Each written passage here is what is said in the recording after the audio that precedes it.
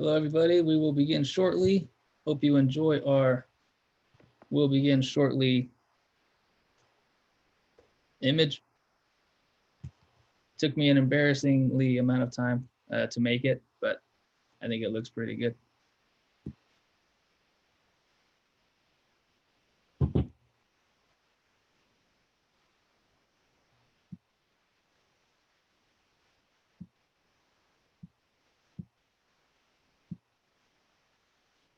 Welcome.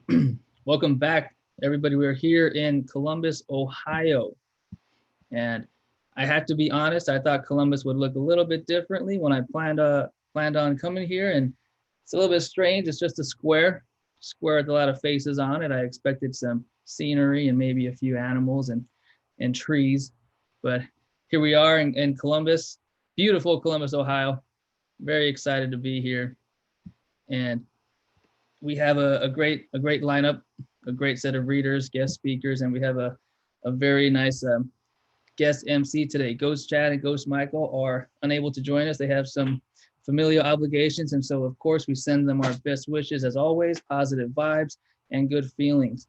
I hope you are all healthy, happy, and warm.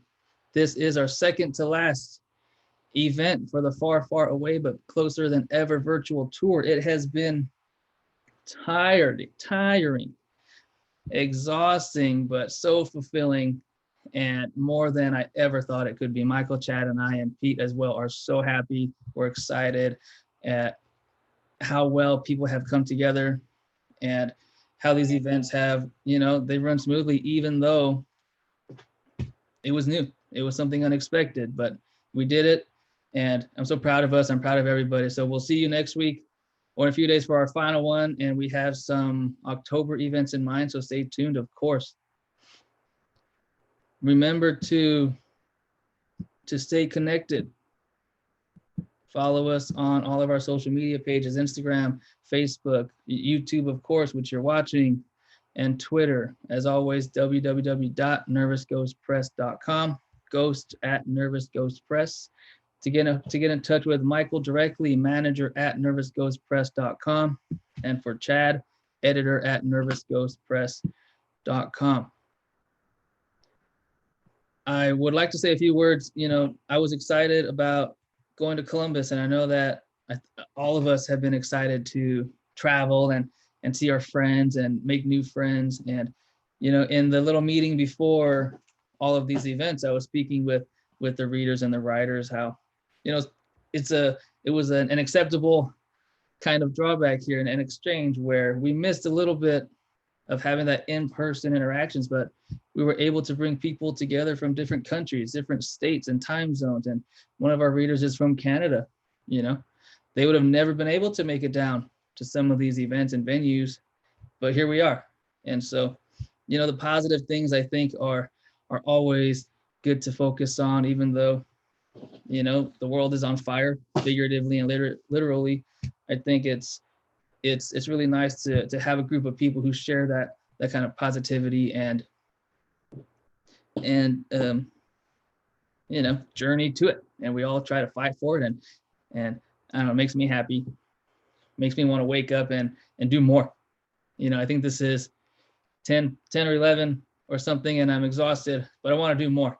It energizes me, it brings me more life in my old veins. And so our guest MC is Pete, and I'm very happy to have you here, and thank you for helping me out today. And so I'm going to hand it over to Pete to introduce himself and then our first speaker. And so we'll get this event kicked off. So Pete. Hello. Thanks, Matt, for having me. Thanks everyone for being here, for watching. I'm in some great company. The few writers that I know who are performing tonight are incredible. And I know the ones that I don't know yet will be amazing as well, because they're all part of this fraternity, whether it's the anthology, whether it's just the poetry community, the writing community. It's a pleasure to have everybody here. As you can see from my background, I'm actually in my classroom. I'm a high school English and Spanish teacher. And so obviously language is one of my great interests. my connection is that I am family friends with Michael Nicholson, and I got in touch with him and Matt and was able to interview them. I have a podcast that's called the Chills at Will podcast. The Chills at Will podcast. And it's basically a discussion of the visceral beauty of literature. That literature that gives you chills, that literature that makes you feel more alive. And so it was a pleasure, like I said, to have these two gentlemen on my show. If I can show it now, I'll show you the little info. Again, it's called the Chills at Will podcast. You can find it on Apple Podcasts. You can find it on Spotify. You can find it through Podbean, Podbean. Episode 9 features Nervous Ghost Press own Matthew Mejia and Michael Nicholson. I would love to have anybody on this show as a future guest. To me, writers are the celebrities. To me, writers are the Kardashians and the pop stars of the world, because come on, who are the greatest artists out there? I know that writers are among some of them for sure. My latest episode featured Helena Maria Viramontes, who wrote the famous story called The Moths, Pat Mora, the poet for Elena. I've done some recent ones on Ralph Ellison, Langston Hughes, Ocean Vuong, who's a young writer. Enough about me. Enough about me, right, Matt? It is a pleasure to introduce our first speaker tonight. And I do say tonight, I believe he's from the East Coast, so it's about 7 o'clock his time. We have with us, it's a pleasure to have with us, Edward M. Cohen. Edward's novel called $250,000. He can correct me on that. It's with the $ 250,000. Was published by Putnam's. His nonfiction books have been published by Prima, Prentice Hall, Limelight Editions, and Sunny Press, or SUNY. I believe that's the State University of New York Press. His novella, called A Visit to My Father with My Son, was published by Eclectica, like eclectic. His short story collection, called Before Stonewall, won the 2019 AWST Press Book Award. Again, Before Stonewall won the 2019 AWST Press Book Award and will be published later this year. It is a pleasure again to introduce Ed Cohen. Ed, I'm going to unmute you, sir, and you are on.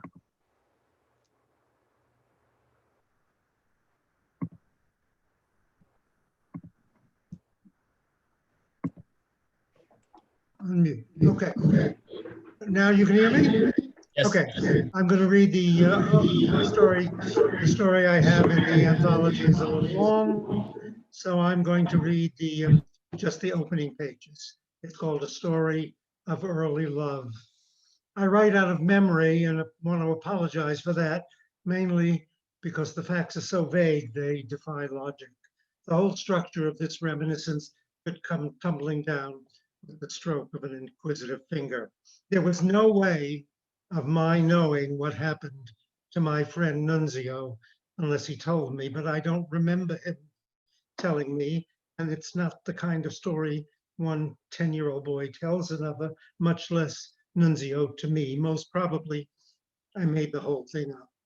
In 1946, I was 10 and Nunzio was 10, and we were different from the 10-year-old boys I see now. We wore knickers and knee socks, and our bony city boy chests were invariably covered up with flannel shirts. You either owned a Mackinaw or a pea coat, and the only area that was allowed any individually was the head. I remember boys in wool longshoremen's caps, or the kind with a visor and ear flaps. I myself always wore earmuffs, and I can't picture Nunzio in a hat at all. That probably was because his hair was so outstanding, straight and black, always cut in a crew cut, practically a baldy. Then it grew straight out of his head like porcupine needles. Lindsay and I were in the same class. The school was PS 127 on the Lower East Side of Manhattan, and our teacher's name was Mrs. Rose Minor. Rose Minor sat on a tack, Minor Rose.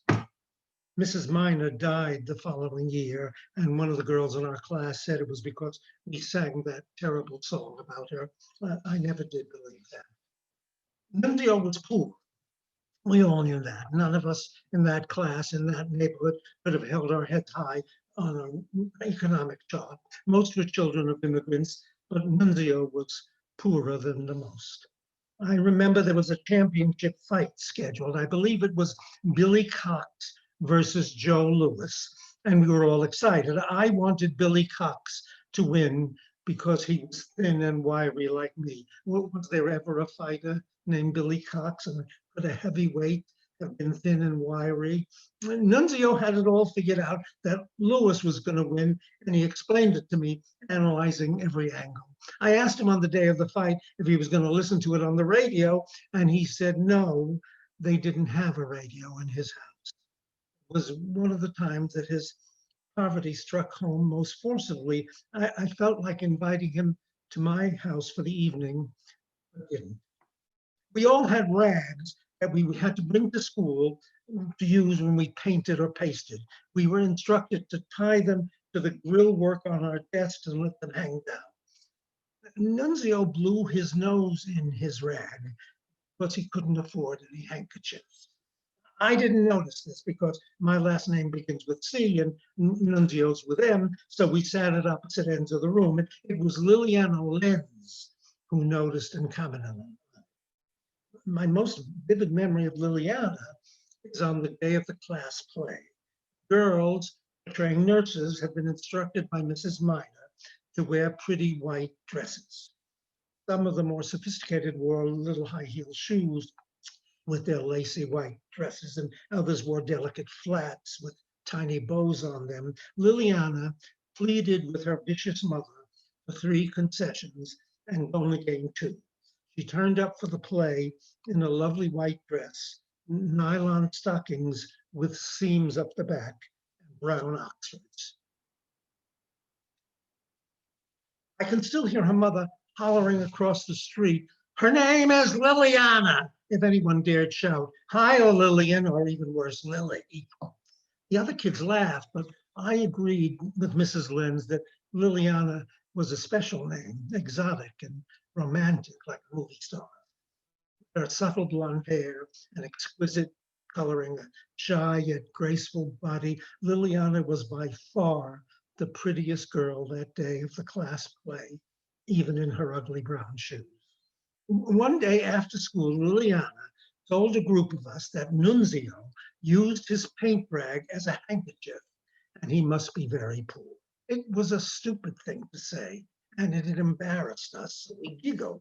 She didn't say it as a joke or to be mean or anything. She said it because she was stunned at his poverty and moved by it and thought we should all know. I was the only one in the group who was especially Nunzio's friend and thought that perhaps I should have sprung to his defense. Even though there had been compassion in her voice, I was tempted to be mad at her, growing more and more confused, carrying my burden around for days before I decided to tell Nunzio and see how he felt. I did so on a stoop one damp day after a rain. We weren't sitting, but just lightly touching our bottoms to the edge of the step so we wouldn't get wet. I repeated just what Liliana had said in exactly the tone she had said it. He was silent for a long time and stared straight ahead. Then he hunched his shoulders, practically hiding his ears, and said, "You think she loves me?" It dawned on me that she did. And that was what it all meant. "Yeah," I answered, "I think she does." Nunzio sat in silence for a long time. Then he got up and said he had to be going and left me to dream about what might happen. Nunzio strolled away with his hands in his pockets, taking swinging steps, staring down at his feet, whistling to himself. He didn't need to look up to find his way home. His feet led him there automatically, so He figured that walking with his head down might bring on the miracle he desired. Convinced he would never really get home, he did not see the buildings pass and could not realize how close he was. By now, he knew the sidewalk so well that certain cracks became signposts, and he could feel the dread rise as he passed them. As the pavement grew more familiar, his steps became wilder and more elaborate, his hands still in his pockets, pursed, his lips pursed in the constant whistle, his eye glued to his feet. He would turn and walk backwards, climb up and down stoops, cross the street and cross back again, anything to delay that unpleasant moment. And inevitably it came. He stood at the base of his own tenement and he felt the life drain out of him. No one could tell from looking at his body riveted in the same casual position. Only Nunzio knew that the moment his return became certain, blurred gray lumps replaced the sharp images his eyes normally perceived. The ugly hallway, dirty and disheveled, strewn with garbage, the rickety flights of endless stairs, the battles of the neighbors traveled to his deadened senses in a protective shroud. If he stopped and looked and grasped for each detail and felt with his toe for every step, the one memory that never lost its brilliant clarity would certainly return. Every specific of that night, over a year before, seemed embossed in a sheet of shimmering metal. He could hear again every inflection in his mother's scream. He remembered exactly where she was standing and how she was hugging her house dress around him. Frankie, you come back and take this baby. Oh God, he had thought, staring through the open door. Lord, she'll wake all the neighbors. He hadn't been upset that his father was leaving and would never come back, and his mother was crying, or even that his baby brother was howling, but the thought that all the neighbors would know had made him want to throw up. Frankie, she had screamed. He paused to let the echo of that long ago cry dwindle, and he put his hand on the slimy door knob, opened the door, and was home. His mother was slumped in a chair. The big woman was staring ahead with deadened eyes. His brother was playing under the stove. She did not answer Nunzio's greeting. She did not look up or around or down. She did not look at Nunzio. She did not look at the baby. She seemed to be falling asleep. Ma, he said, Ma, is anything wrong? Ma, he repeated, Ma, tell me what's wrong, Ma. After a while, she chanted the story of how she was making soup and pudding, nodding her head, never lifting her eyes from the floor. She was mixing the pudding on the stove, and the baby climbed on the chair next to her and wanted to mix the soup. Don't, I told that child, you'll spill the soup. He didn't listen. As she mixed the pudding, he kept mixing the soup. Don't, I told that child, you'll spill soup. It was her special soup, her bean soup, something she could be proud of. She had finally found the energy to make something good instead of taking it out of a can, but she was sure this baby was going to spill that soup. The day before, he had spilled black shoe polish all over the kitchen linoleum. The week before, he had torn down the curtains from the bedroom. He had thrown a hairbrush down the toilet and clogged it up, and she couldn't get the super to fix it for days. This time I thought, I'll be smart. I'm smarter than him. This time she said, I'll be one step ahead of him. This time she said, I'll take the soup off the stove before the bastard spills it. The old lady sighed and closed her eyes slowly. She continued speaking in her deadened voice. I took the soup off the stove and turned around to put it by the sink, and he spilled the pudding. The crumpled skin at the corner of the woman's mouth started to tremble. Her lips fell open, saliva drooled, and tears lazily fell down her face. It was then that he did the terrible thing. He just left her. Like my father, he thought as he stole money from her pocketbook and left. She didn't notice. He could have jangled the 15 cents he took under her nose and she wouldn't have listened. He didn't do it in a hurry, and he didn't do it sneakily, and he didn't do it because he was angry. But he finished the story. He went to her pocketbook, flipped open the snap on a change purse, took out 15 cents, flipped the snap on the change purse, and put the money in his pocket and then his hand in his pocket and looked down at the floor and walked out of the house without a word. He had had enough. That was all. He wasn't mad about it, but he had had enough. When he was out in the hallway, he heard that scream again, that terrible, piercing scream, and he remembered her crying and grasping the banister, panting for air and howling, "Frankie, you'll come back and take this!" But he ran down the steps and beat the echo to the door. I went home also and went to my room, feeling uncomfortable in this, my very own home. And my home was a nice home. I didn't feel about it anything like Nunzio did about his. I got the vague idea that everybody loved me there, and I got along passably with everybody, so it didn't make sense that I should not want to come home, look at the walls and find them strange, walk to my room and feel that everything was different somehow, and I was not a part of this house anymore, but was somebody separate. Reviewing the incident, I could get up to the part where Liliana told us about the paint rag, and I could feel safe anger because that was a stupid thing to say. And then I would get confused because she loved him. In my house, nobody hugged and kissed, but everybody sort of loved everybody else, and it was nice. This was different. The only sense that Nunzio thought about love, like it was some kind of treasure or something. I knew this because beginning to cry now, I began to feel it too. I was miserably happy that I hadn't invited him over to hear the fight. I wondered if I would ever feel this kind of love for anybody again. I wondered if I would feel the desperate need that Nunzio felt, and if anybody would ever come along to fill that need.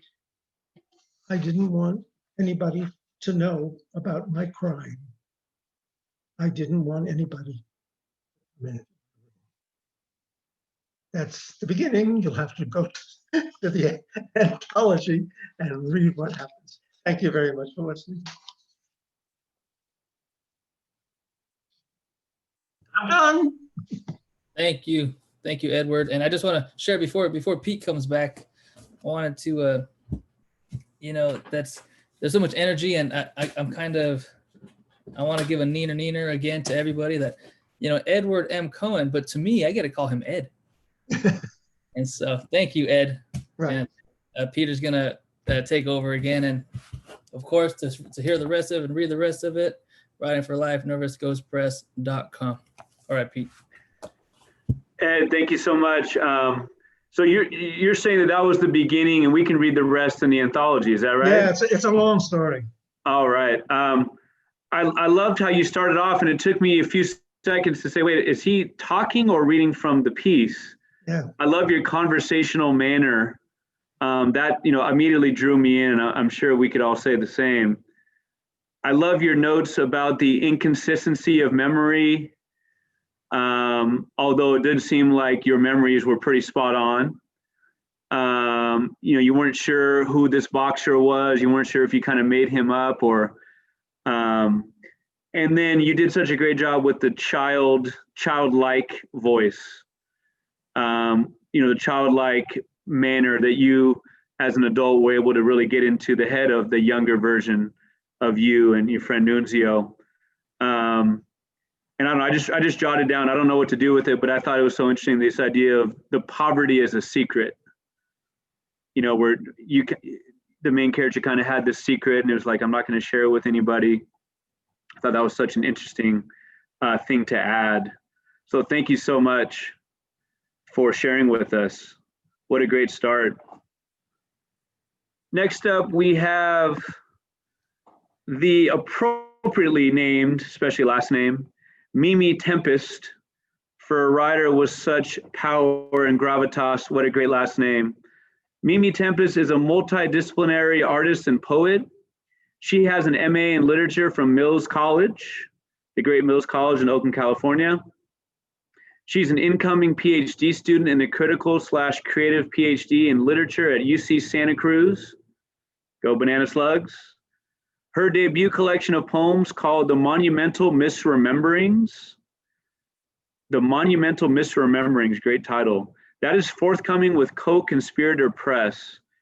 She was chosen for Lambda Literary Writers Retreat for Emerging LGBTQ Voices for Poetry of 2021. And she's currently a creative fellow at the Ruby in San Francisco.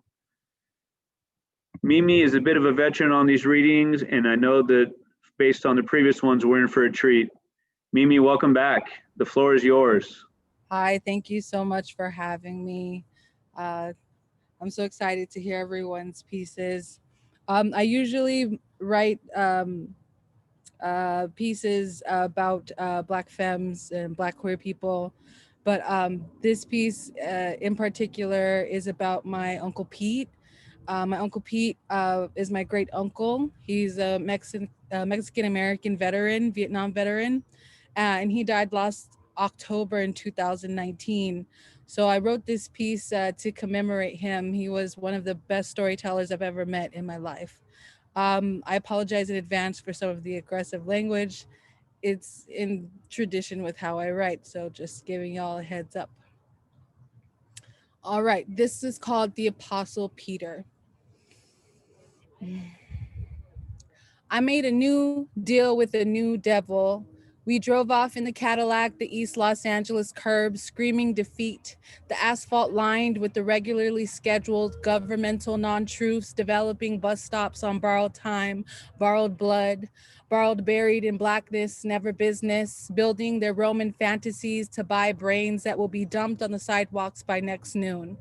He said the payment was to be made in hearts. He said that disaster was a broke man's fate. He said that heaven was necessary for the blind to be led into their slaughterhouses. He said that capitalism was the white man's prophecy. He said the demolition would start on Sunday, and when the sky rained red, the new deal would begin.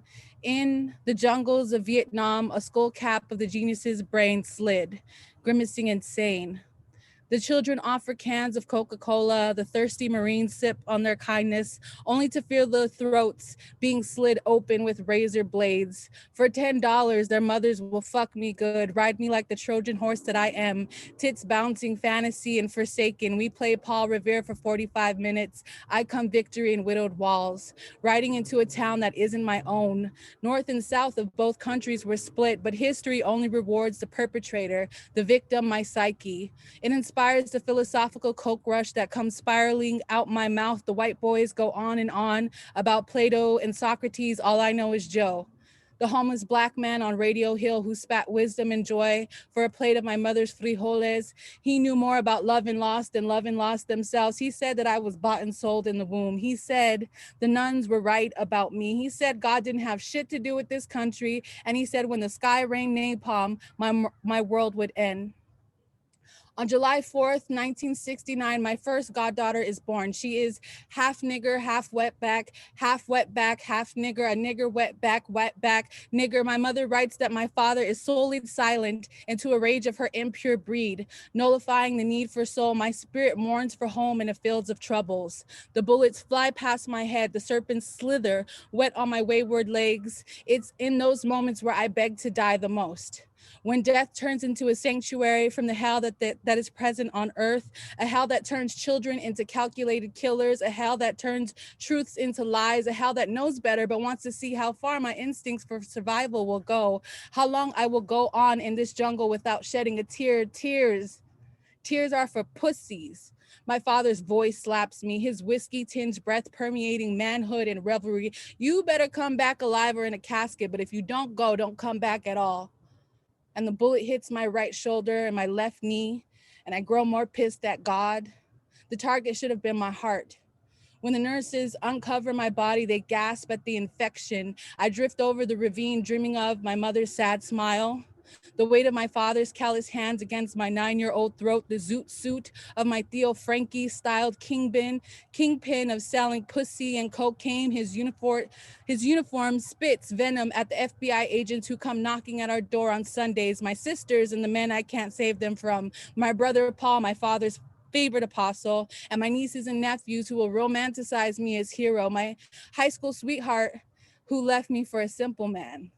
A man whose ego wasn't warped in wartime weariness, a poet who organizes protests better than my fingers pull triggers, his words unraveling an unblemished ideology and morality with each line, failing to understand that the life sacrifice for his theory on humanity was mine.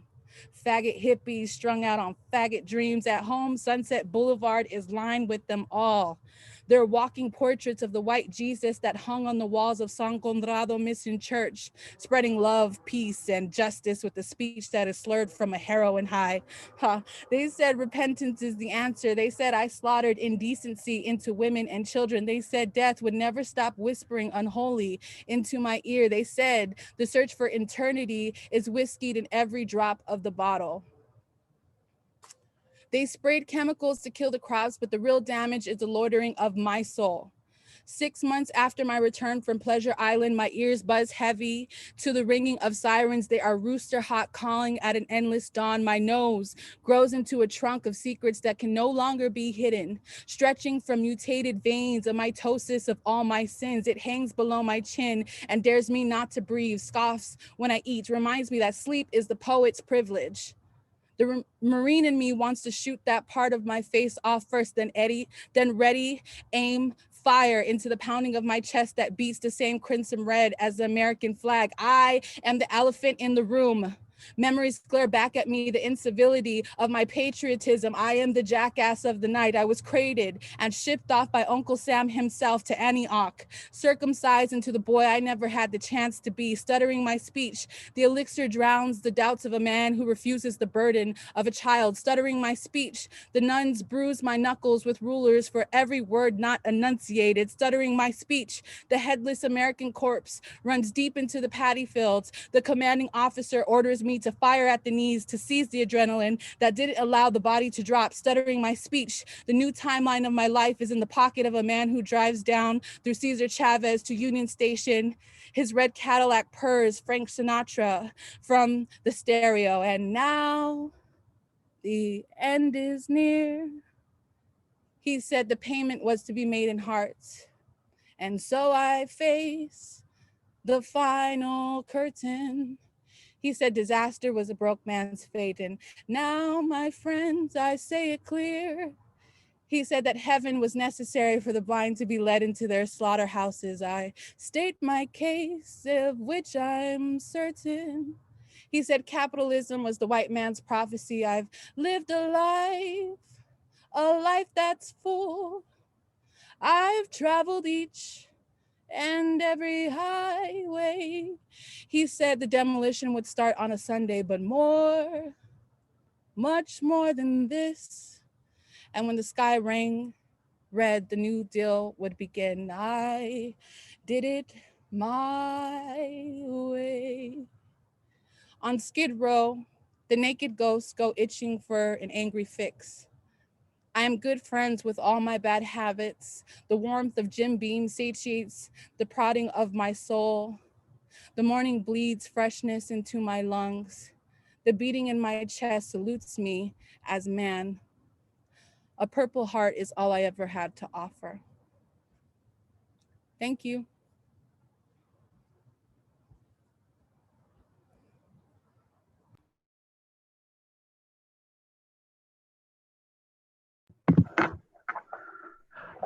Thanks so much, Mimi. I'm gonna go drive up to the nearest music store, buy a mic, give it to you so you can drop it. Does that sound good? Wow. That was so well done, and I'm very sorry for your loss of your uncle. Where could we find that piece? That's not in the anthology, right? So it's so funny that piece, I'm still working on it. And I've fought with like 3 editors so far about getting it published. So it's still mine, and I'm waiting for the proper house to Right. Well, it's obviously just a matter of time before it gets published. A couple lines stood out. Is that history rewards the perpetrator? I couldn't agree more. I always think of the saying that war is hell, and you seem to describe that very well. That image of the 9-year-old, I believe it was his father telling him basically, don't come back, kind of thing, from a young age, that men are forced to do these certain things. The idea of the hippie Jesus, hippie is representative of like the white Jesus, was incredible. And when you slowed it down and when you sung that Sinatra song, the change in the pace and obviously the lyrics of that song were chilling. So thanks so much for sharing that with us. Awesome. Next up, we are lucky to have with us a Canadian.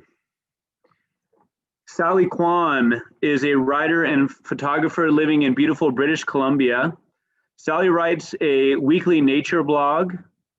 When she's not out enjoying the back roads of the Okanagan Valley, and I'll have her correct my pronunciation in a minute.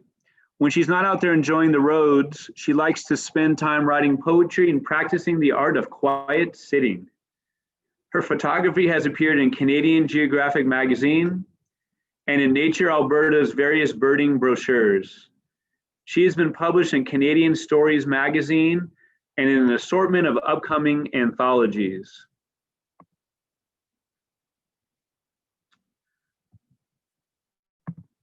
Sally, it's a pleasure to have you. Thank you so much, and the floor is yours.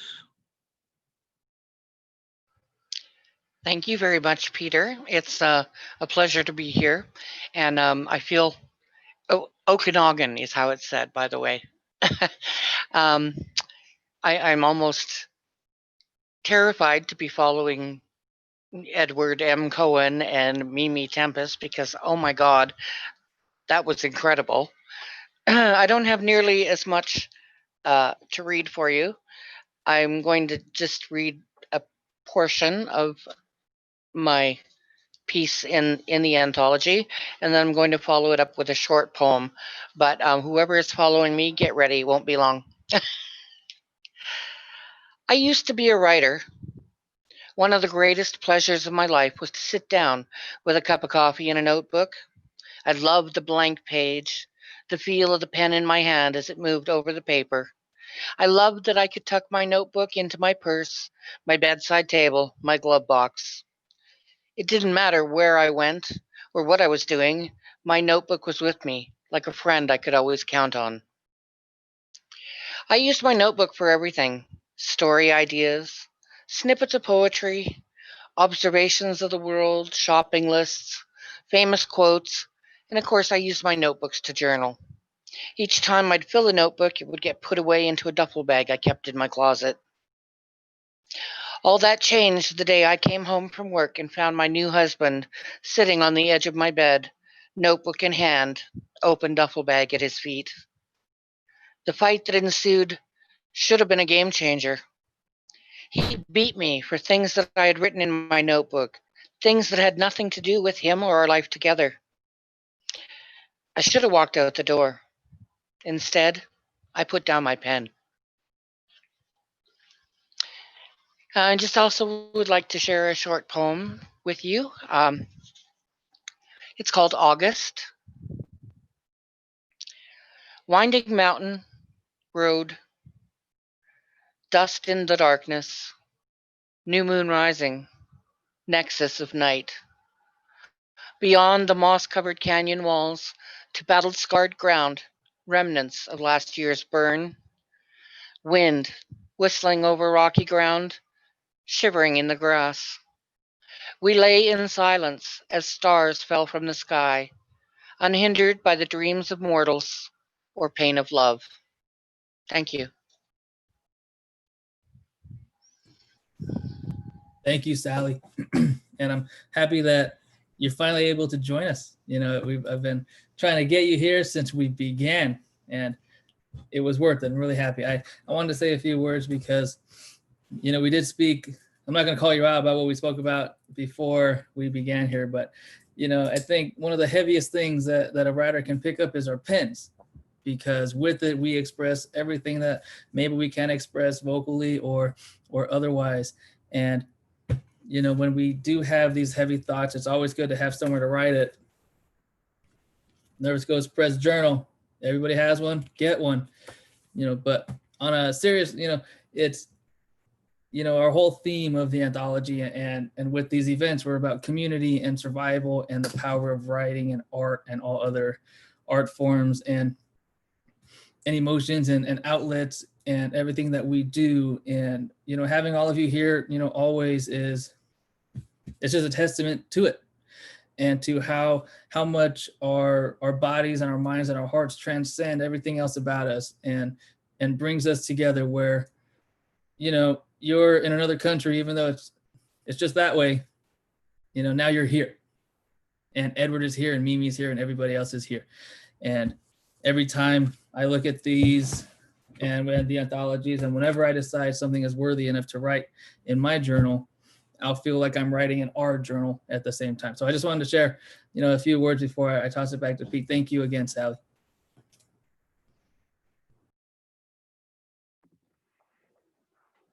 Sally, thank you so much. I love the idea that you're an expert in the art of quiet sitting. What an important thing that is. And I love how you just describe the relaxation of writing. I'm not a coffee drinker, but you talk about that nice beverage with you, the coffee, the comfortable chair, how you actually use a pen versus the computer probably later on. And then of course, what Matt said about the heaviness of the pen, that's so well set up, that last line of your first piece where you put down the pen. It was so understated and so powerful.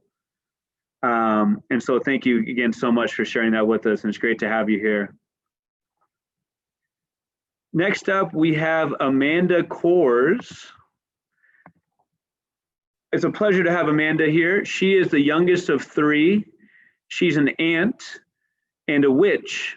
Her work witnesses previous versions of herself that are silenced by others, covering topics such as mental illness, disability, and queerness with raw intimacy. Her poems have appeared in Night Music Journal and De Anza College's Red Wheelbarrow. Amanda, you can tell us in a minute. I believe this would be your Twitter or your Instagram is at ADKORZ05. At ADKORZ05. It is a pleasure to give the floor to Amanda Kors. Hello. Can you guys hear me? Yes? Okay, cool. So I have something a little bit different for you guys today. I have period poems. I just want intimacy during this trying time, okay? We've only been on 5 dates and I'm already giving you my TED talk on how you should be grateful for your Y chromosome today and every fucking day. Fetal position on my brother's apartment couch, hands on my womb begging for the pain to end. Or at least for you to be here and hold me through it. Bite size. With every drop that exits my body, I imagine letting go of some of my intensity so that I'm no longer too much for you to take. Maybe if my personality was smaller, we'd be happily together by now, and I wouldn't feel like I've lost my only chance to be loved like that. First blood. Don't mention it. No, seriously, not until I come home from the playground and I realize I'm wet and I've never seen so much blood come out of myself. Mom, what's wrong? I didn't hurt myself. What's happening to me? You pull down my pants in the half bath. You sigh, stumbling through an oh fuck explanation of fallopian tubes and other personal mechanics. A part of motherhood I would have thought you'd be more prepared for. You had an older child who went through this too. So what the fuck? Should have perfected this part at this point. Menstrual soup. This is the period that never ends. Spotting for 8 days, sudden purging of uteral blood and tissue for 6 days. Dried to thighs, the smell of blood and pussy dried to my body and clothes, waking up wet, back to spotting for 2 more weeks. Are you keeping up? That's a month of blood. Is my IUD implanting itself in my uterus? Are you becoming anemic? Because that's a lot of blood loss. I don't know, Mom. I can't see the ultrasound person for another month. Will I spot until then? I just want this to be over so I can fuck again. A mindfulness exercise. I'm bleeding through like a meditation. Splat, drip, ooze. Blood and blood and blood and goo and blood and goo, blood, blood, blood. Thinking too much about how blood is spelt and the improbability of the double O's making an sound. That's the universal sound of pussies. The cry, the moan, the release, all the blood and cleansing and juice. I call this menstrual therapy. Thank you.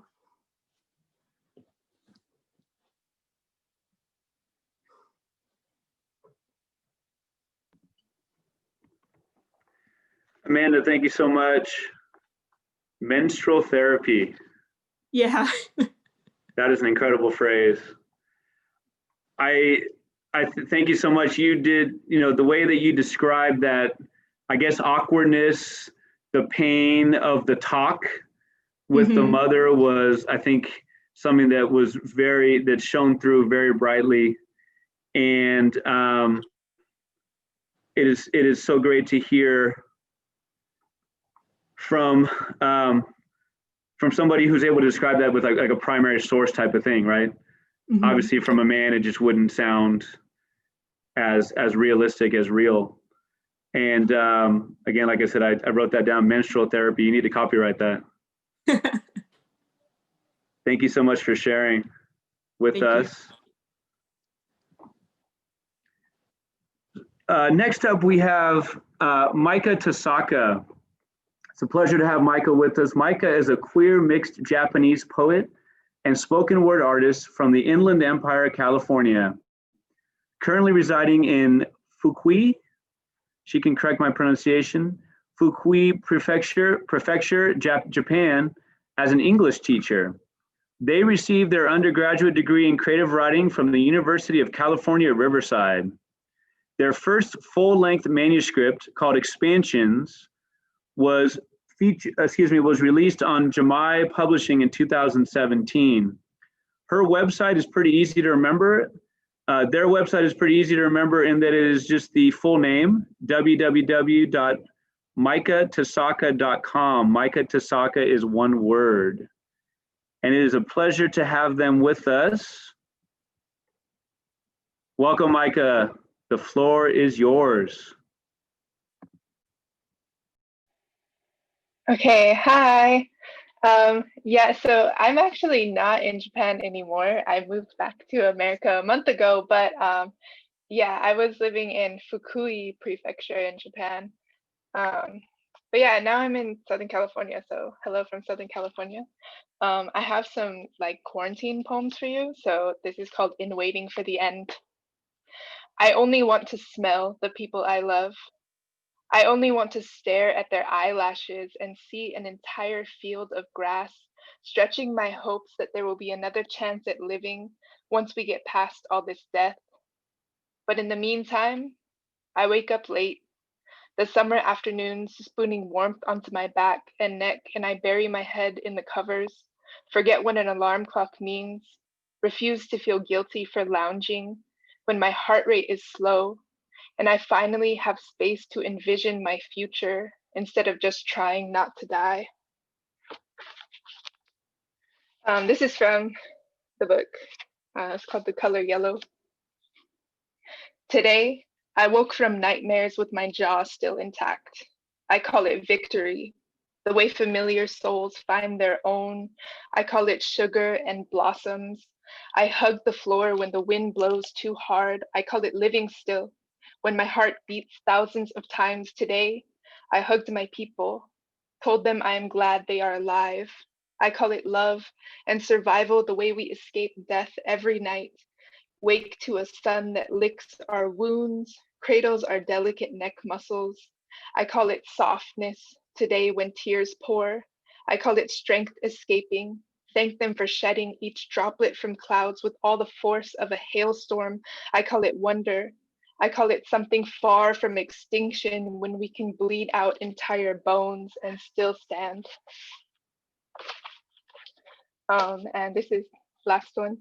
This is from my book Expansions on Jami Publishing. It's called Reduction. There are lights shining somewhere, so full of planetary posture. Bow down and make anew. As we scale brick walls with our claws like peacocks when we fall with grace, unscathed and able to put ourselves back on our feet somehow find the energy to go on loving in our solitude, go on dreaming in our shadowy night, where we will become better versions of ourselves, compelled to make the growing continue on. But tonight, feel free to crack if you need to. Drop your eggshells onto me. I will turn them into dirt. When my magic meets your magic, I will provide the spit to create the mud, to set the blind ones free, and learn to push miracles out my hands and make the rocks gush forth with laughter. Release your anger in solitude, release your tears in the wind, and soon you will boil down to your reduction, stir with honey, and make yourself sweet again. Thank you so much. Thank you, Micah.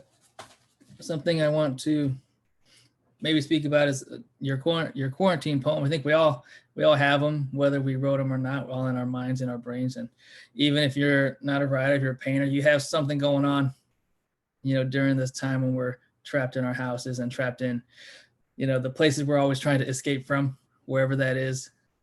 And, it's something that I think is really, maybe we take for granted, is the scent of those around us. And, thinking about it, what's better in the entire world than giving your best friend a hug and just getting a whiff of whatever they've been doing all day, and just knowing that, what, this is my life and this is where I'm at right now.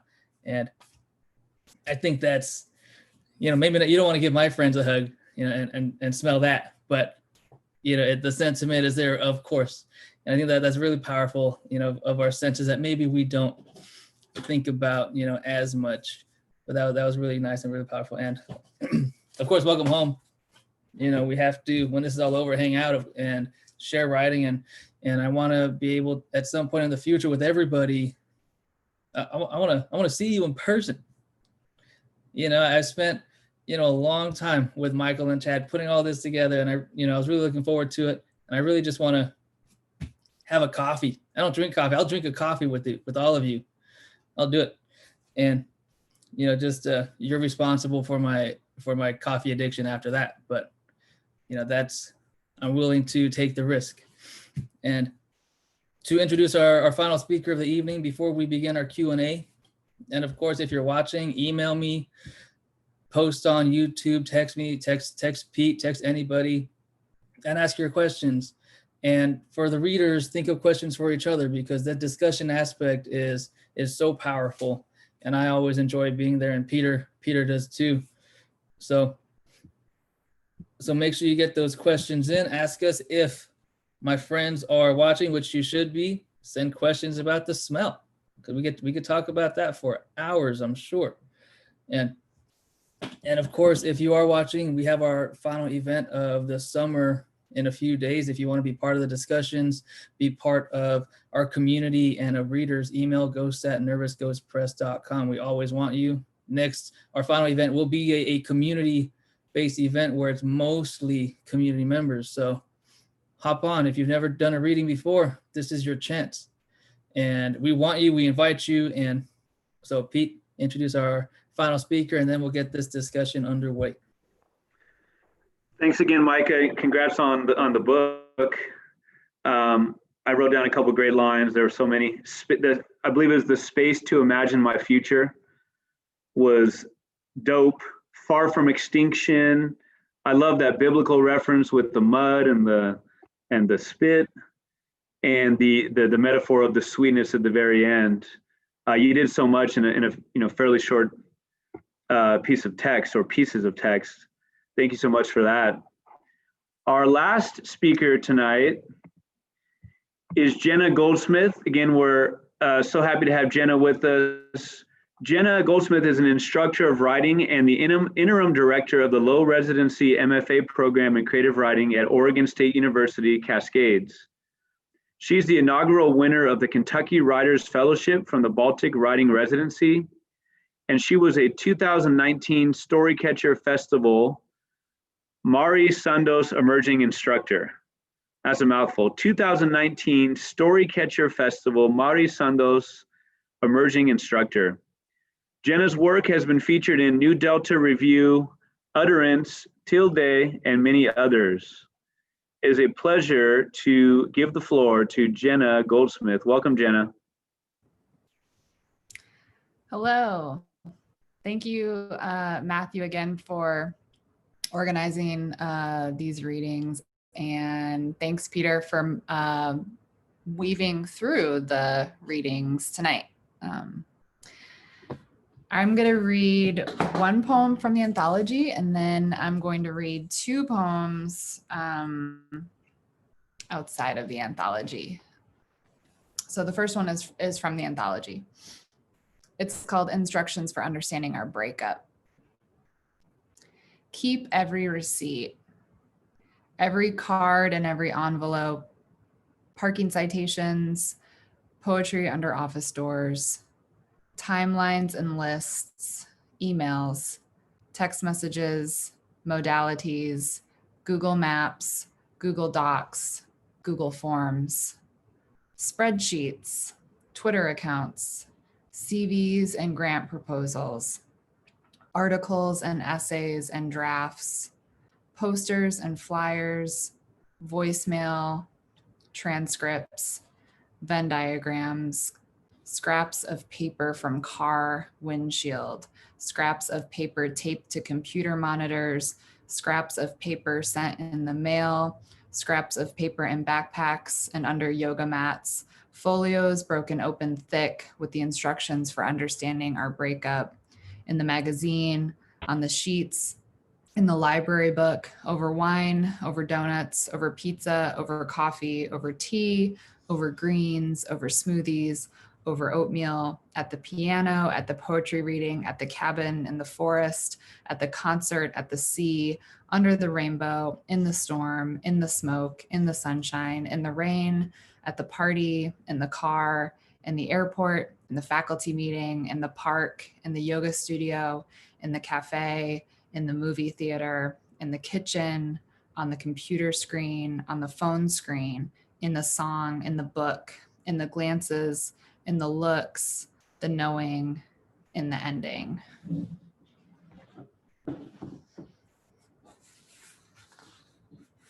Okay. The next poem is something that appeared in the most recent issue of Sheepshead Review, which I think was published at the beginning of summer. It's called Leftovers. Young and gay, I believe I will be alone forever. This goes without question, and I am unemotional about the fact. The fates are clear. In 8th grade, I realized I can love girls through a metabolic process, nearly digest a piece of them so they become a part of me, closer in fact than their boyfriends, Kyler, Vinny, John. Before school, we congregate in small circles near the school's doors. The day and its drama project suspended or still unplanned. Memory is fickle, yet I remember everything about her, trust her because she is so blonde. I ask for gum and she offers me the wad from her mouth. I believe her, as when your whole life depends upon the way the group makes eye contact. This isn't a stunt somehow. I chew the gum all day, even when it has become stone. I revel in almost swallowing the girl, reflect on my gum stone girlfriend, save the rock in my bathroom in tissue for a year. Robbie Lawrence, of recent and inexplicable middle school popularity, advises me to do nice things for them. Open doors. He doesn't ask me why I ask him for tips on how to get them to notice me. Tip of milkshake straw, forks, prongs, leftovers. In October, I don't eat so that in November, the poet's quinoa and kale winds up in my mouth. Do you want the rest of my salad? And I believe her because she is so blonde. The other writers and I have congregated in a tight circle. Gum, palm, mouth, poet to go box, mouth. I don't have to explain the building of complicatedness, do I? This map of objects in my mouth, how ingestion and digestion are my broken puzzle, why some things slide down and others won't, how the brain makes euphoria, how this is the way of saying, feed me. Okay. The last poem is one from my forthcoming chapbook, which will be released from Finishing Line Press in February. It's called Let There Be Light. I have known extreme gestures of love and no gestures of love both. Let the rose on the quad go along with me to poetry class in late afternoon. The contents of my dorm spilled, homemade poetry journals full of homemade poems ripped and returned in a plastic baggie. There I save you from falling down the high school stairwell so that you might avoid damaging your perfect mouth. And you steady yourself only to trip again, and I grab your forearm and waist. And this is perfect. The second fall was on purpose, but of course it wasn't, and you married a dentist and became one yourself. Be it the Louisiana heat and air unconscionably wet, we board a train away from graduate school to Chicago for a proper Chicago blizzard. On South Side streets, where I still might be even now, dragging my suitcase in the snow. Let these first lessons that no matter how good, the good can go. And a flash of blonde hair, wild down the stairs, outstretched arms, clothing and textbooks, wheels jammed up. Even now, I marvel at these most heartbreaking scenes repeating. Thanks.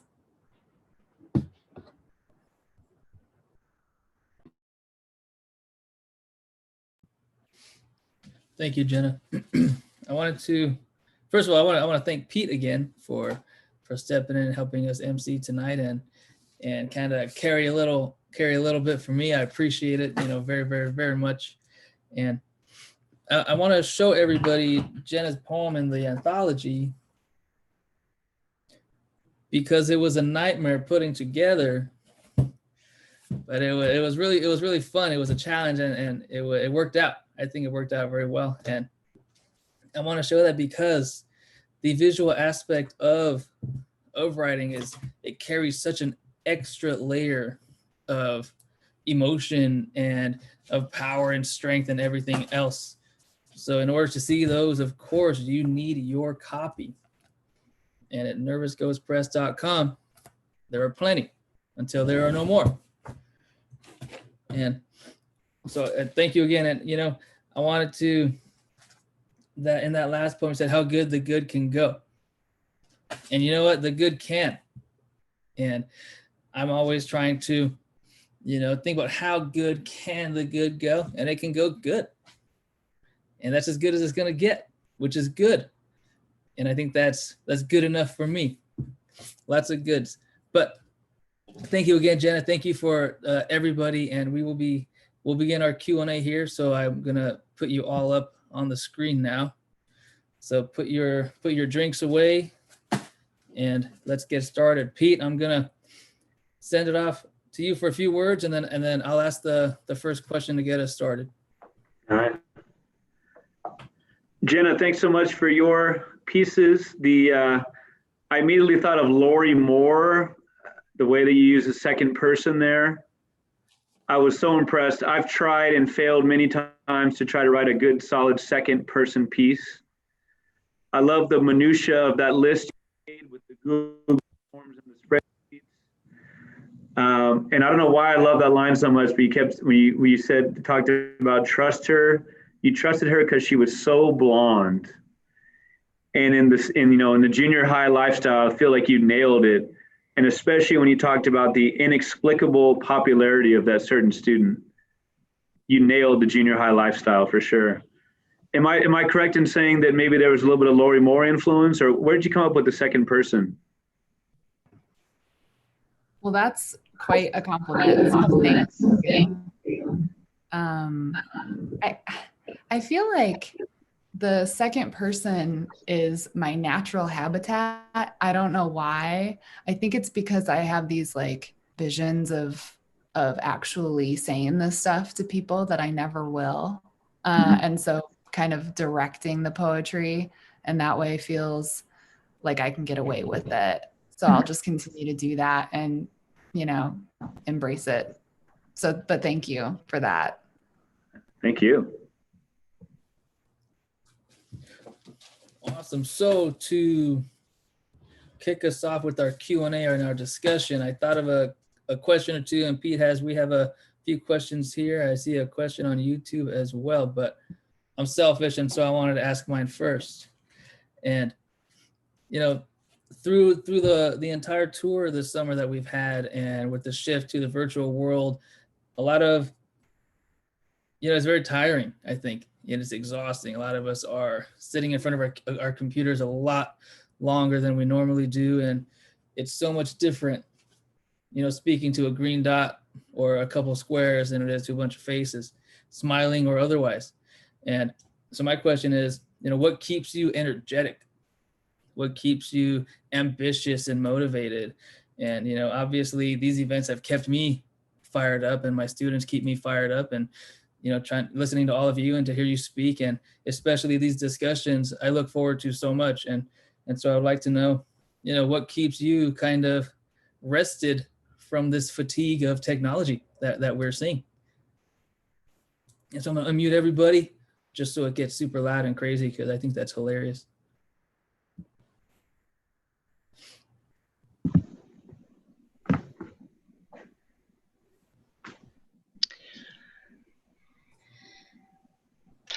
Well, personally, I find that getting out for a drive in nature is one of the best ways to de-stress and unplug myself for a few hours a day. I try to avoid the news as much as possible. But yeah, it's hard not to turn to technology because we're so used to it. And that's one of the things that, Peter, you mentioned, the art of quiet sitting. That's actually really what that's all about, is being comfortable in your own silence without having to touch your phone or your computer or even speak to someone else. It's just about being present in the moment, I guess.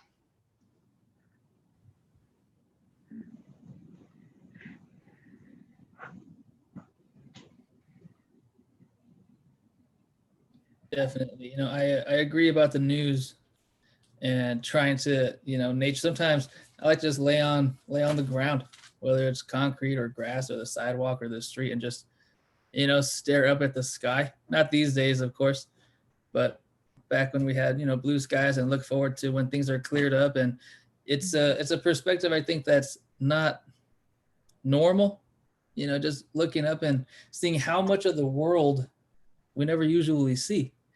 And it feels nice, especially when it's cold, unless you like the warmth, and then when it's warm. But anybody else before I hand it over to Pete to ask a few questions also?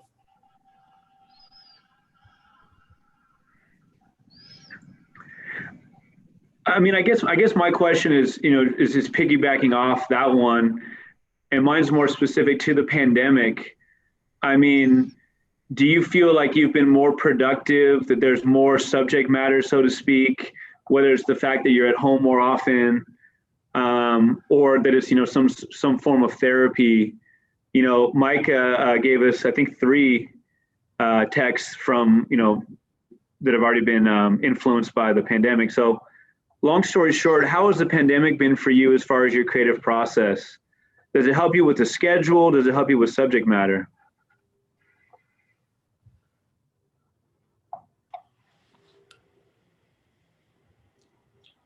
I'll jump in. So for me, the pandemic has helped me as far as scheduling.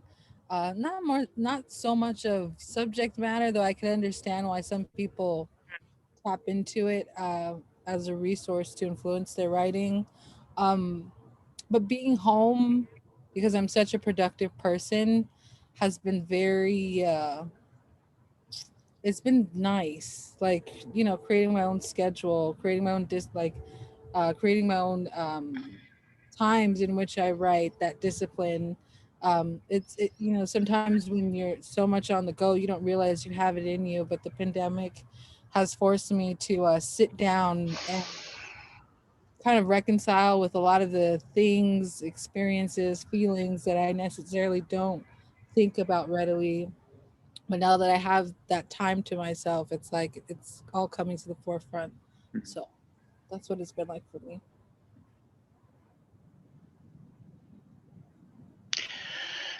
I found that I thought I was going to be like amazingly productive with all this extra time, but as it turned out, I didn't have any extra time, and yet I still felt this pressure to be creative and be productive and use my time wisely.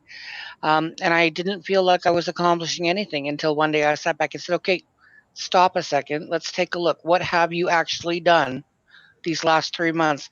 And it turns out I had a body of work larger than I thought, even though some of it was small, just because I was so convinced that I needed to get all of these things done. I didn't realize and appreciate what I was getting done. It's a weird thing.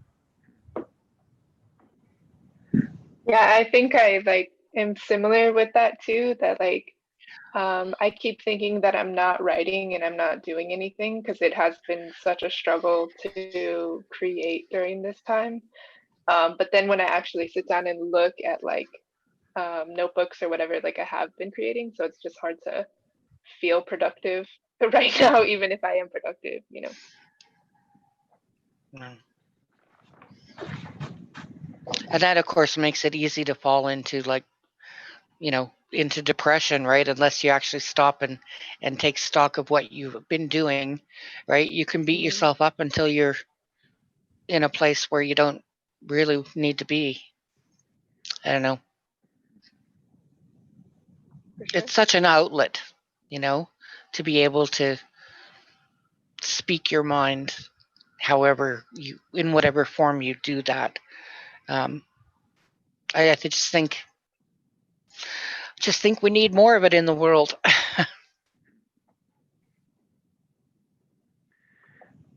Does anybody else have anything to add about that? We could always go back, of course. Anything else about the pandemic and the writing process? I learned from Matt when he made that incredible segue into the Nervous Ghost Press notebook earlier. My segue then is Sally was talking about the idea of speaking. I wonder what your thoughts are for all of you on what it's like to read your poem versus to write your poem. Do you find yourself auto-correcting, if you will, as you read? Do you feel like something is lost in the reading or lost in the writing? How does that balance play out?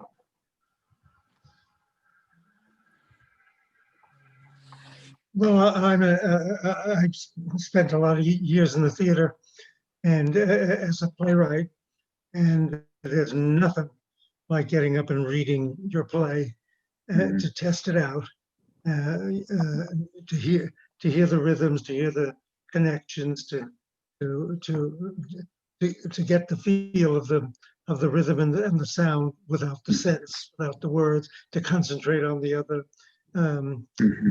factors. So I find reading my own stuff enormously valuable.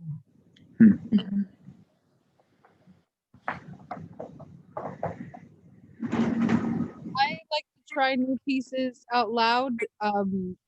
It's a revision process for me. A lot of poets may not like it, but it works for me. Um, Something about reading a new piece out loud helps me establish what's at stake in a piece. So once I hear it and once I feel it, I'll go back into a piece and revise it, tweak it, write it differently so that it comes across emotionally as it needs to, both out loud and on the page. So when you say what's at stake in the poem, are you talking about for the listener, for you as the writer, a little bit of both? For me as the writer, like I know you could perform anything up, like you could play anything up, but it's more so for me to think and hear how it sounds and be able to like transmute that information that you get from reading out loud to it translating on the page.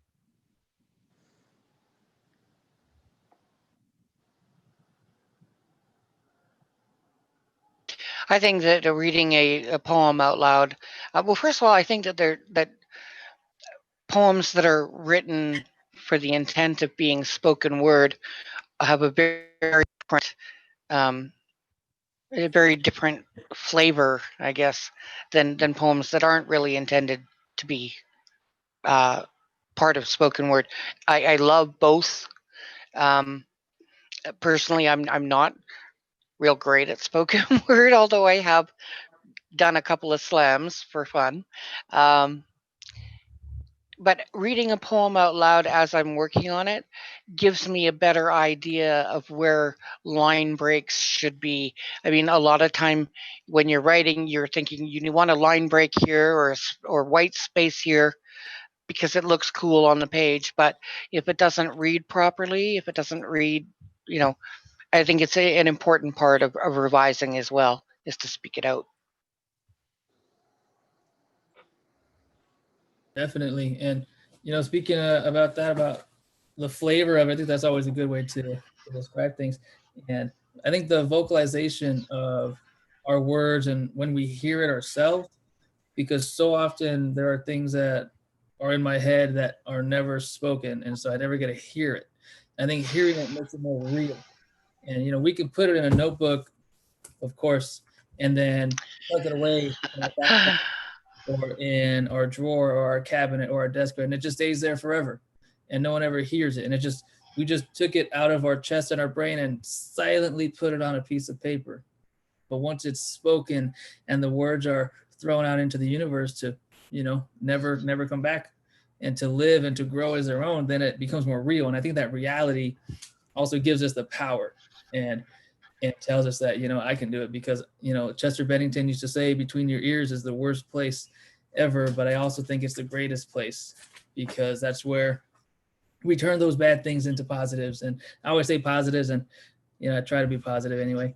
But I have a question and it's from YouTube, and then I'm going to try and extend it to everybody here. And it's specifically for Micah about moving from Japan back to the United States.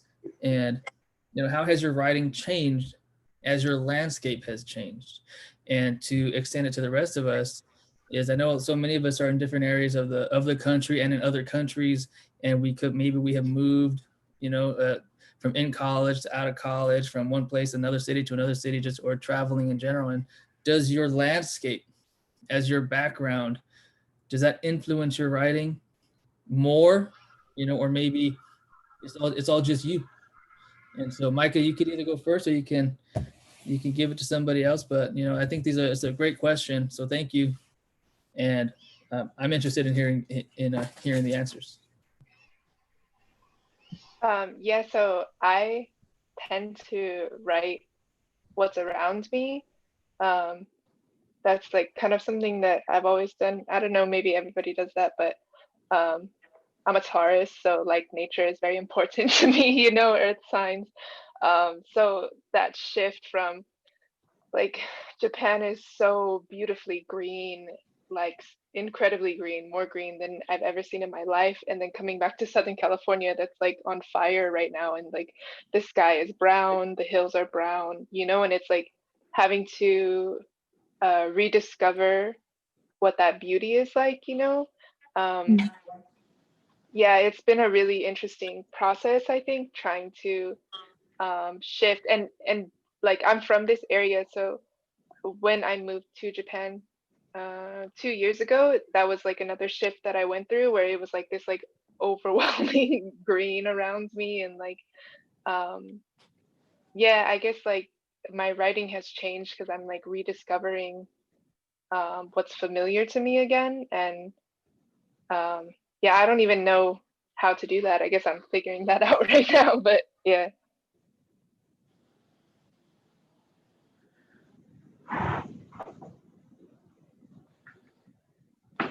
Awesome. Yeah, I know some of your faces look like you want to talk, and I want to hear it, seeing you. I think the idea of rediscovering the color and the familiarity is something that's really well put. And that I don't think anything looks better than a green mountain. Maybe a snow-capped mountain, but certainly green always looks nice. But yeah, somebody else. I don't want to talk. You talk.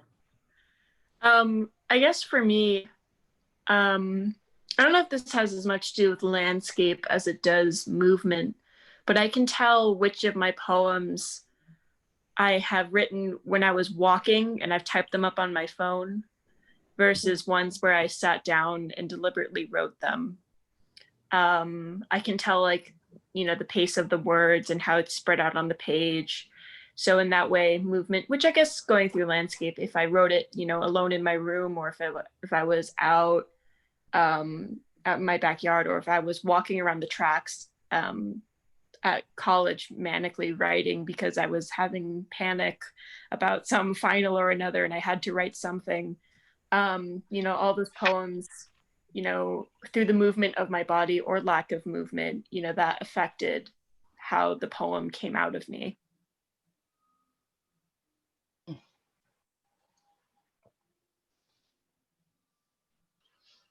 How cool of a response is that you can actually remember if you were walking or sitting or all that, and you identify with the writing. That's cool. That is so cool. This is another question from YouTube. For all of the poets, how often would you say that the speaker in your poems is the same person as your own I?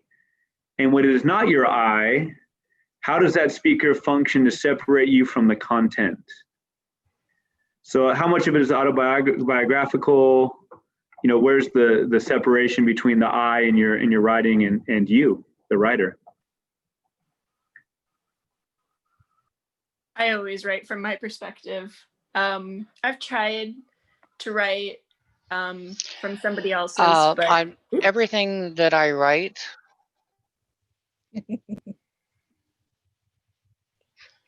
Did we all just try to talk at the same time? Yeah, it's okay. I just wanted to say that I always write for me. That was awesome. I anytime that I use it's an autobiographical thing in my poetry, because I need to write what I'm feeling, and I don't. Sometimes if I'm doing a persona poem, I use the second person.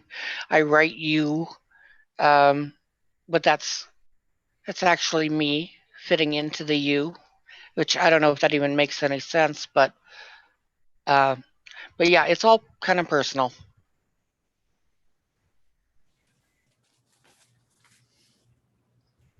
Yeah, Just that's a really cool question. And then I think it can, I want to stand it to storytelling too, because oftentimes when we tell a story, we assume that the author is the I. And I know that when we're in workshops or in the classroom, I always tell everybody, don't assume that it's the I, because maybe it's a character who says something, ill-advised, or that we don't necessarily like or agree on. And I don't want anyone to attack an individual when it's a character who's saying these things, and we're embodying this type of personality in someone else, where the author is the creator of a separate kind of poem. And I certainly write a lot of poems in my perspective. And I think when I was earlier on, before I think maybe was less confident or less sure of myself in general, I use an I to separate me from my own feelings, because I didn't want them to be mine. I wanted them to be somebody else's. And, so I think the I or the you and the he or them or whatever it is can act and function as a kind of buffer between who we are, who we don't want, or who we want to be. And so I think you all have answered that question pretty well. And I want to hear more, of course, because then I can use it in my classroom as if I thought of it myself. Well, this story that I read tonight, I wrote the first draft like 50 years ago. That's how long it was one of my first published story. And in that version, I started in the first person with Nunzio and the kid talking about Nunzio, and then ended up abruptly switched into the third person to tell the story of Nunzio and his mother. And it was obviously a problem, and I couldn't figure out why I had done it.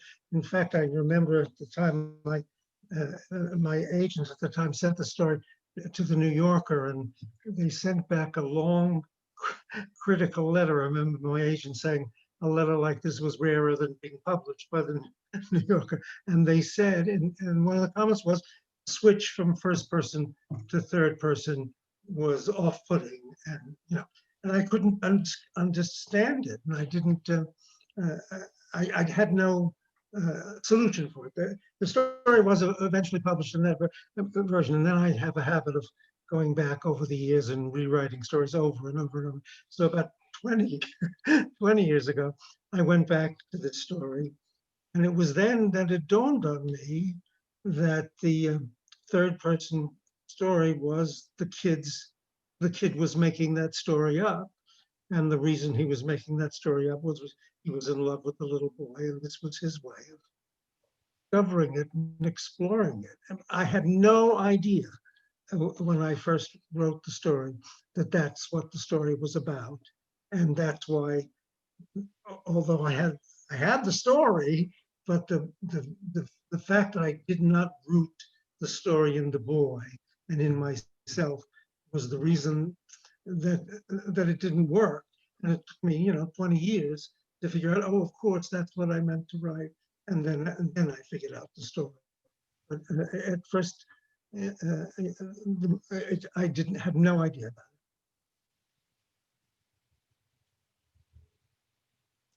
just to piggyback off of everyone's answers, I actually typically do not write from a personal standpoint.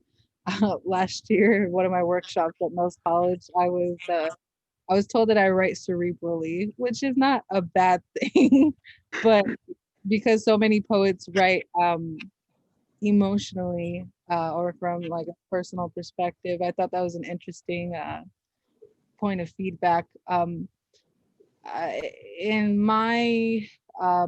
the work that's about to come out right now, the monumental misrememberings, none of the poems are written from my perspective. It actually takes on, it's a heavily researched book about all the Black girls that are missing in the United States.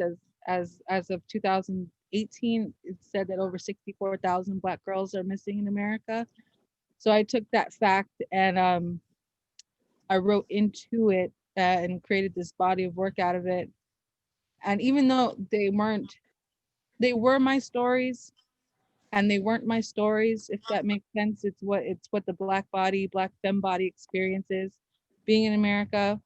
But I remember at one point I had to put it away. Like I could not write the into these egregious stories that I researched over time, because I found that I was being affected in a very emotional way that rendered me incapable to continue with some of their stories. And it wasn't until I felt better and wrote a couple of other things that I was able to pick up the project again. So yeah, I the I that I usually write into is not me.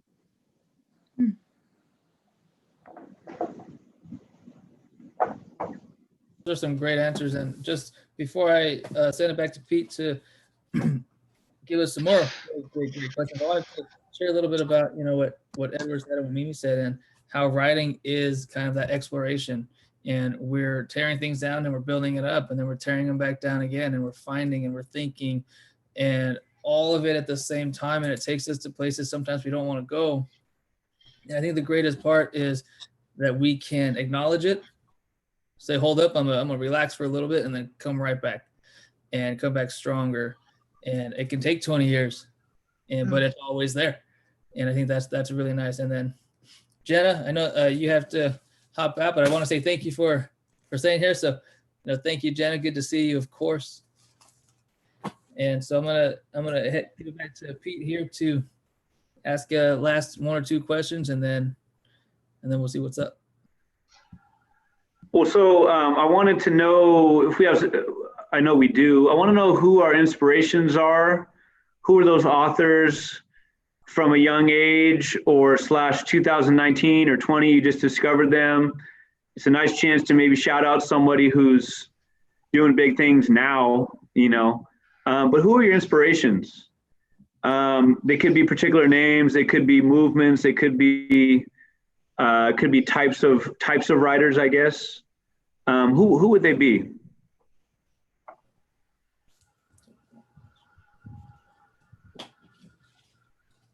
I'm inspired by all of you. Aw.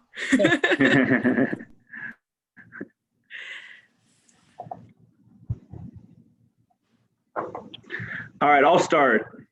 S.E. Hinton. S.E. Hinton, the first time I read an S.E. Hinton book.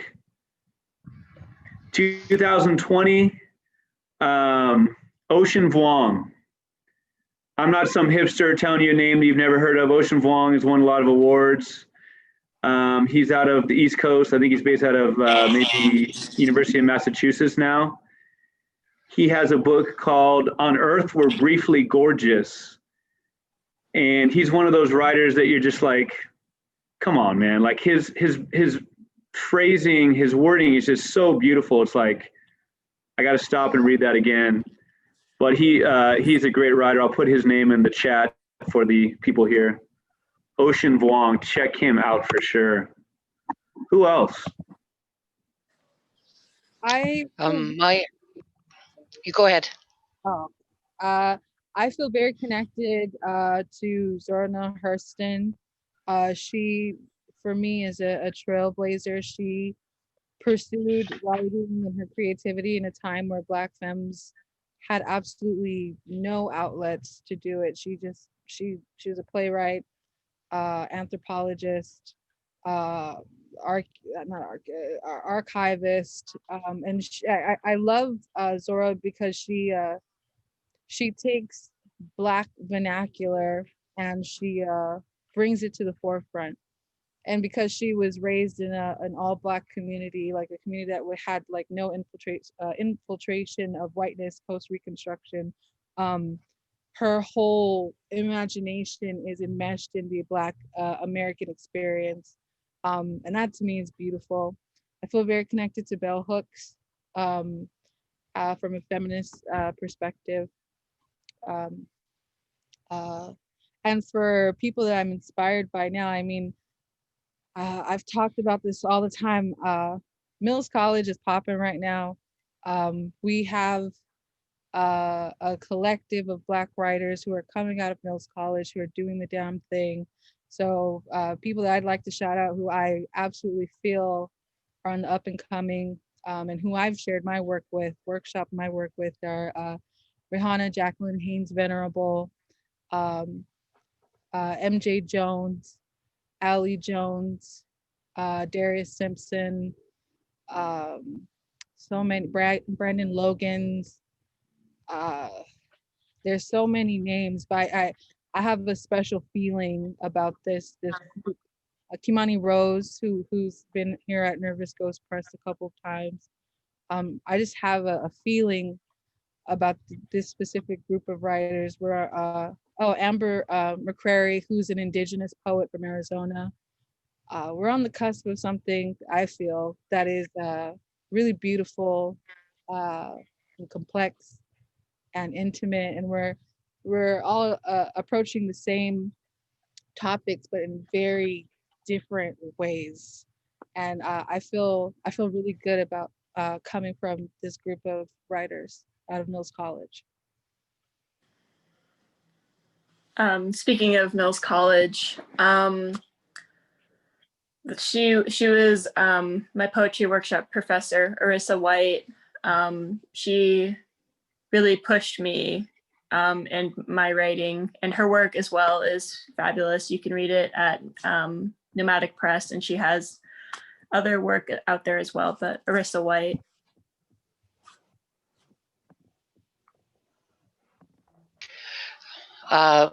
My influences tend to be strong Canadian women, independent, like Emily Carr and E. Pauline Johnson, Gillian Douglas, not very well known, but amazing story if you ever want to look that up. And of course, my own poetry circle and writers groups are a huge influence on me. They're very supportive and encouraging. Um, and yeah, I want to give a shout out to my friend Tanya Carter, who just has a book of poetry out recently in collaboration with her mom, Lee Miracle, who's a very well-known Indigenous poet, and her sister, Kalumpa Bob. The three of them put together a book of poetry called Hope Matters, and it's the one that I have been turning to lately whenever I feel like I need some energizing.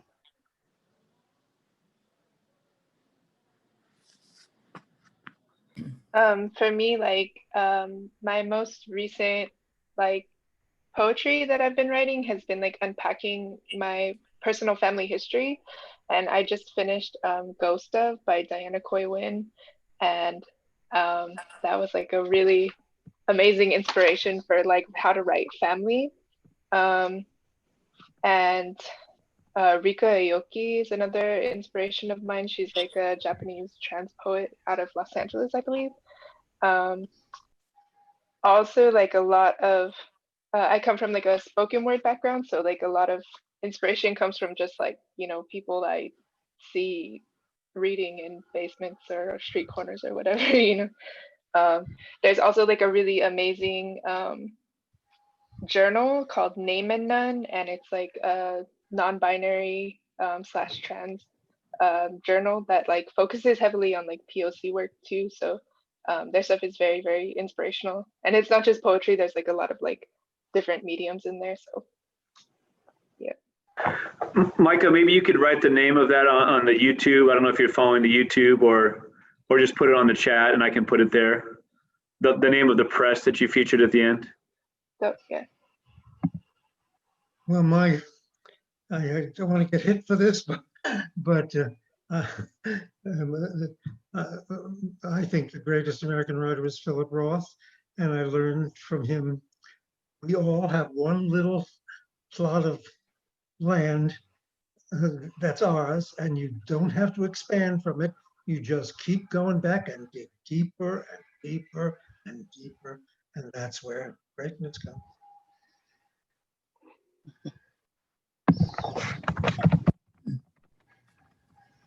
All right, thank you, thank you, everybody. Thank you, Edward, Sally, Micah, Mimi, Amanda, and Jenna, and everybody watching, of course. Pete, if you had any final words before I say our closing statements. Oh, I just want to thank everybody for letting me be a part of this. Can't wait for the next one. Everyone's work was incredibly inspiring and incredibly innovative. And I love how we all have different styles, but all of them just were incredible. Thanks again. Thanks for having me. And continue good luck to you in your writing. Definitely. Thank you. Thank you again, Pete, and for stepping in. And while Ghost Chad and Ghost Michael are handling their business, I really appreciate it again. And for everybody watching and all of you here, our next and final reading of the Double F ABC TEVT is September 18th, hosted by Flint Ridge Books back here in Southern California. So we started in SoCal, we're going to end here, and that is at 7:30 p.m. Pacific. So stay tuned for that show. We have some great readers. That is the community event, and so everybody who our friends, our families, and extended communities are welcome. We want you here, and we're excited. Stay tuned for our upcoming Halloween and October editions. I think they're very exciting. I have them.